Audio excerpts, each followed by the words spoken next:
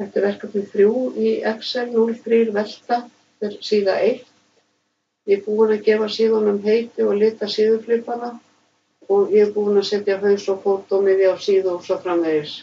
Og ég sýndi það í verkefni 2, í myndskeiði þar hvernig það er allt gert. Það byrja á að sameina hólfin A1 til D1, smelli þér á Merge and Center, síðan ætla ég að skrifa fyrirsögnina.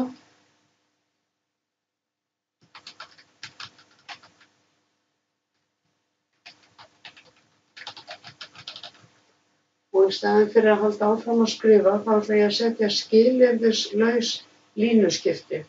Þá held ég niðri Alt-hnappi og ýta á Enter. Það er alveg sama hvað ég breikka dálkana mikið, það helst í 2 línum.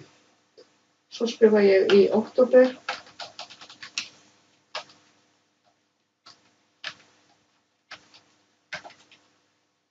Og ýta á Enter. Það skiptir engu máli hvað dálkarnir eru breiðir.